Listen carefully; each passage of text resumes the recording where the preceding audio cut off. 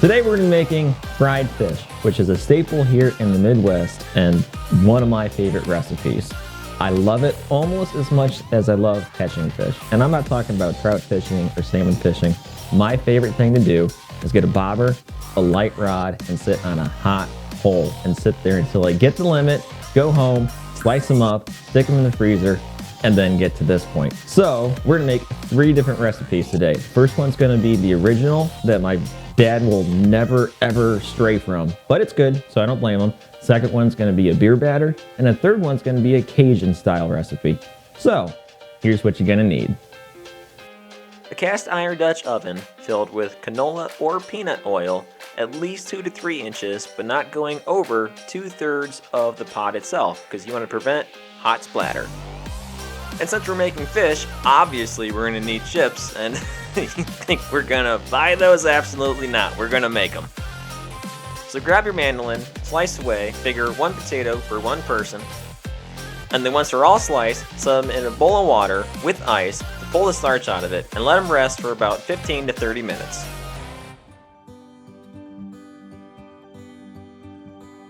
Once the potatoes have rested, pull them out of the water, strain them, and then set them on a pan covered with a towel, and then pat them dry. Patting them dry will make them fry better, and it will keep the oil from splashing uncontrollably everywhere. And then once the oil is 350 degrees, fill a spider with the potato slices, and put them in slower than I did, because that will prevent them from sinking. The slower you add it, the better. Do as I say, not as I do. So that's what it's supposed to look like, and then agitate from time to time. And once they're golden brown, scoop them out with the spider, set it on a rack or pan covered with a paper towel, and then salt immediately with celery salt. And then repeat with all your chips until you have a pan or rack full of little gold chips filled with salt and goodness. And now onto the fish, which is bluegill and perch. Set it on a pan which has a paper towel on top of it. It's been straining in the sink in the colander, and then pat it dry so there's no moisture and everything sticks to it and it fries nicely. And if you do a drying roll like this, do it gently so you don't crush the meat because you want nice flaky meat when you're all done with the frying. And then once the fish is dry, I'm going to show you 3 recipes and pick the one that seems most intriguing to you, but I'm going to start with the best of the Midwest. The one my dad will never, ever not use. And the ingredients per each recipe is enough for a whole batch to feed 2 to 3 people. So my recommendation is to give each one a try at separate times, because to be honest, this was a lot. But with that being said, grab a 1.5 cups of flour and then add a tablespoon of paprika, which doesn't add flavor, it just adds color. And then whisk until combined. Next you'll need 3 eggs in a separate container. Crack them, whisk them, combine them, and this is going to be your egg wash. Next you'll need 2 cups of Panko in a separate bowl, and then grab all of the ingredients and set them in an assembly line nice enough to make Henry Ford himself proud, and then dip the meat into the flour, and then the egg wash, and then the Panko. Make sure that the Panko is covering all of the fish. No bare fish. Absolutely none. It's not allowed. And then set on a wire rack, and then continue per each piece of fish. And then grab each piece of fish individually, set it in the hot oil, being sure to drop it away from you so you don't splatter hot oil on yourself, and then keep cooking until it is golden brown. But don't overcrowd the pot. If you overcrowd the pot, the oil is going to get cool, and it's going to be a weird texture, and it's going to take long to cook, and you're not going to like it, and you didn't go this far to make bad fish. Agitate occasionally, and when it starts to look like this golden brown, it is time to pull it out.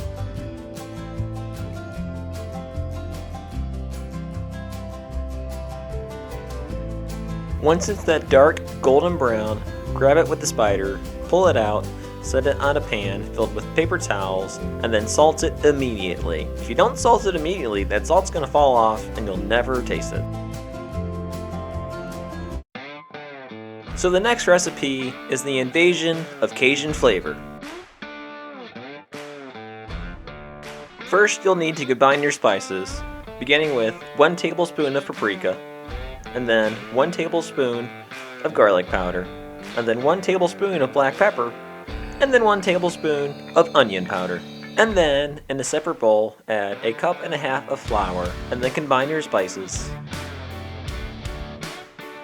And then get them all nice and whiskey, and then set off to the side when everything is combined. Then grab a white bowl because you're out of silver ones, add 1/2 cup of hot sauce, which everybody likes to use Frank's, which is a good hot sauce, but honestly the cheap Berman's is a little bit creamier, a little bit thicker, and has a lot to add to a flavor profile. Then add 2 tablespoons of yellow mustard, and then whisk until thoroughly combined.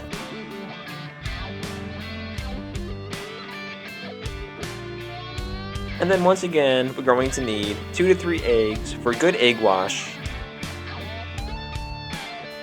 And then you'll need 2 cups of cornmeal. And at this point, the Kimberman's kind of bored, kind of over it. All she really wants to do is have a good day, and she shows it by drawing a smiley face right in the cornmeal saying that everything is okay, and I hope your day is as good as ours.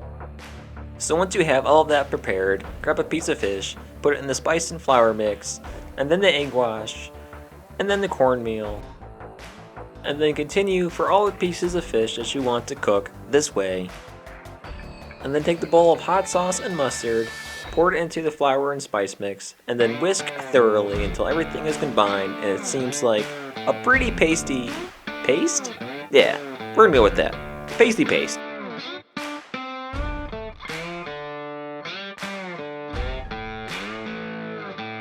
And then cover the fish pieces in it completely. Make sure every piece is covered because you don't want any bare spots on the fish, and then set on the wire rack and let it drip, and then get ready to add it to the hot oil.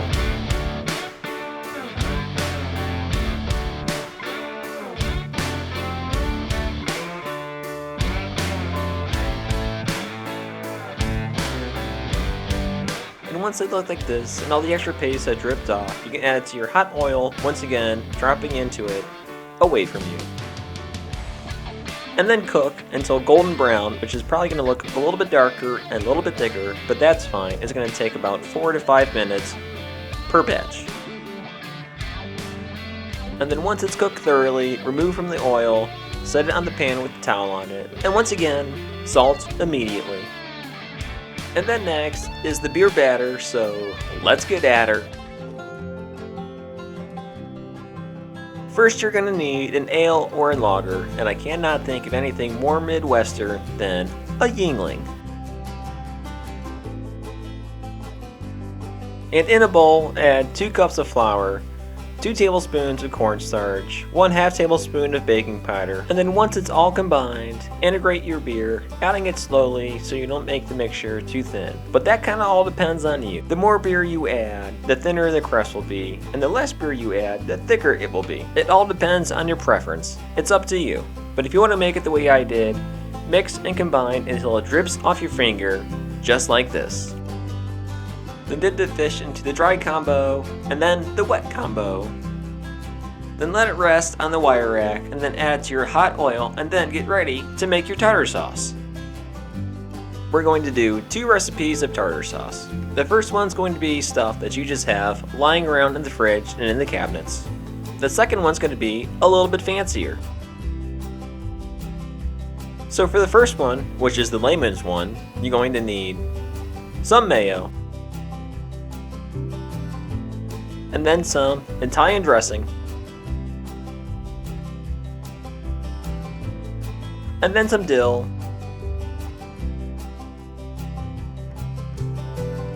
and then add a couple shakes of pepper, and then mix until combined and creamy, and that's it. So let's get Midwest fancy for this one. Add 1/2 cup of mayonnaise, and then 1/2 cup of sour cream.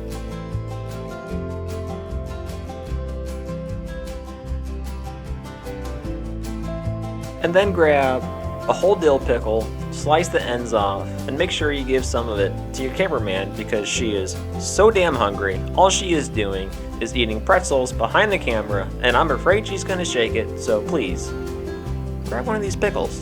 Snack on something.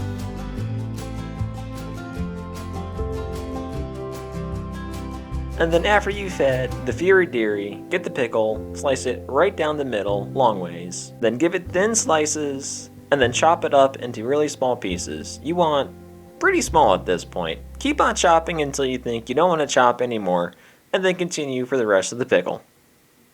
Should look like this.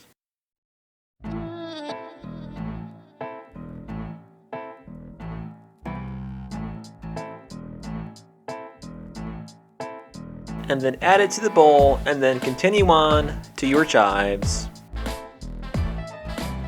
Bunch your chives nice and tight, and then slice them into really thin rounds. And when I say thin, I mean really small. Like, get the big things out of there, just like small things only. And then once your chives are chopped, add them to the bowl.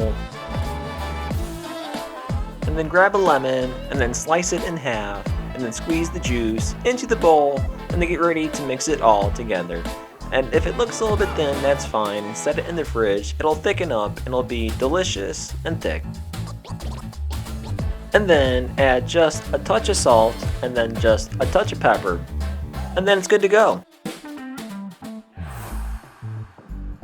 So at this point, embrace your inner Midwesterner and be ready to have the best fish feast of your life.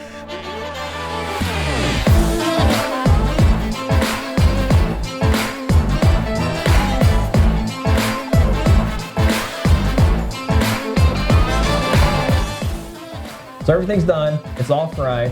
I got one of my best friends, Joe, here. Him and I used to live together, and we actually did quite a bit of fishing up north together. So who better to taste this with than with Joe? So we got chips, we got fish, we got tartar sauce, and we got beer. This screams Midwest. Cannot wait to dig into this. That's perfect. Don't mind if I do here. Does have a nice crispiness to it. Which one are you gonna try first? Well, for me, I think we should work our way up. You know, nice. You got the traditional panko bread, beer batter, and then one of my favorites, Cajun recipe.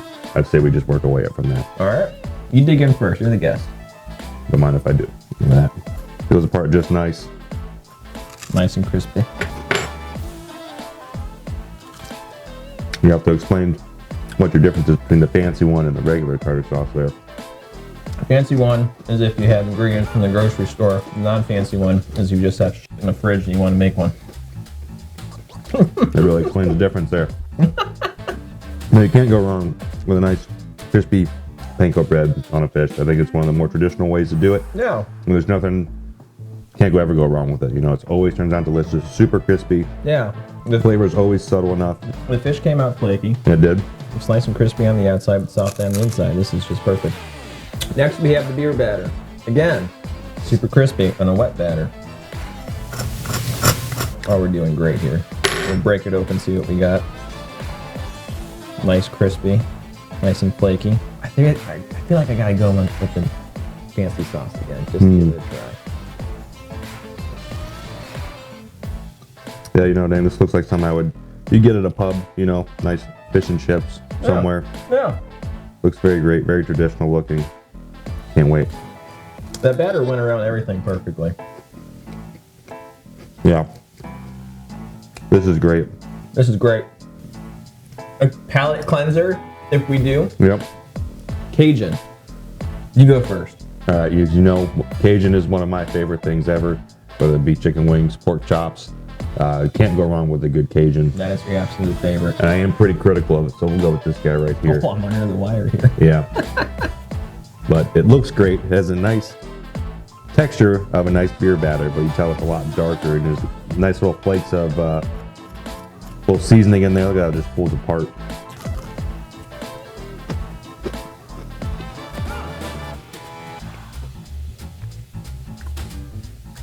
I think the Cajun is my favorite.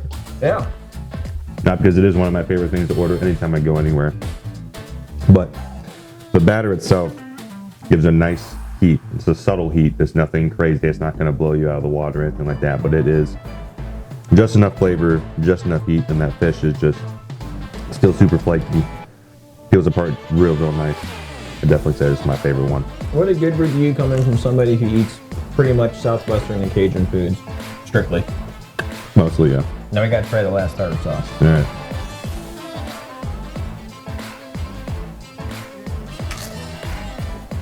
What do you think? I think it's good for just throwing from the fridge into a bowl and mixing it. Yeah. Well, I'll tell you what.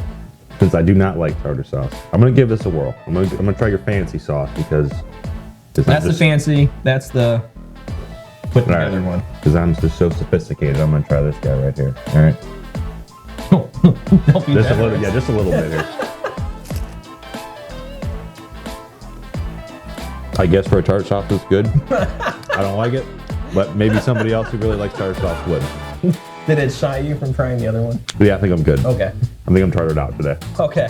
Well, there may not be a lot of tartar sauce going home with Joe, but there's a lot of fish and tartar sauce staying here at the house. And with that being said, I hope you guys try this recipe, but most importantly, I hope you guys give the game that you acquired from the field the respect that it deserves.